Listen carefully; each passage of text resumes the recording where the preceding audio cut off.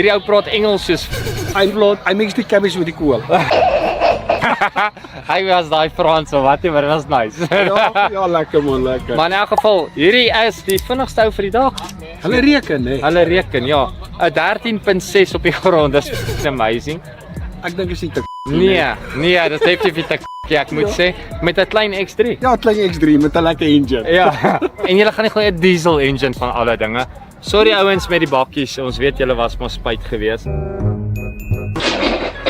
Maar by jou in 'n 3 liter is 'n 3 liter, maak nie saak waar jy hom insit nie. Ja, as BMW net 'n bakkie kom by hom koop ons hom hulle wil nie. Kom maar ry. Daniel het regtig, Daniel het die sulke vlieg het ons nou. Ja, klik jy hom, ek wil hom hê nie.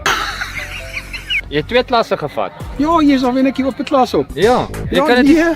nie glo nie. Die ou gaan wen sy wat is die eerste klas gewees? Die 3 liter.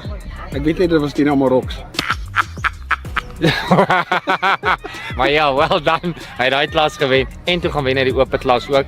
So ons wil net vir jou sê well done. Daniel sê net vir ons bietjie wat Ja, wil jy net grap hoor? Ai, My vrou sê vir my koop 'n nuwe mefkit, man. Nee, ek het mos 'n tweedehands een al werk en nie. So ek het 'n mef pomp en pyp in die borrel hier by die huis. So 'n mefkit op nie. So ja, turbo gedoen, exhaust gedoen en hulle het Ramadan my tuner, so hy kon nie regtig tune nie.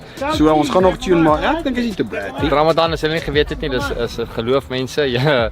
Ja, hulle vas, ek moet sê hulle is baie gelowig. Hulle Ja. vas en ja, Julle sal sien. Is hy terug. Julle gaan tot op die video sien hierdie X3 rook nie eers nie. Ja, so, ja. Hulle dink dis 'n petrol. Hè. As ek by die garage stop, sê die man vir my, "Meneer, moet ek jou 95 gooi?" Sê ek, "Nee, gooi 50 diesel." Want dit is 'n diesel. Want ek moet sê hy klink soos 'n petrol en hy rook ook hier. So, maar ja, ons kan net vir jou sê well done. Baie dankie.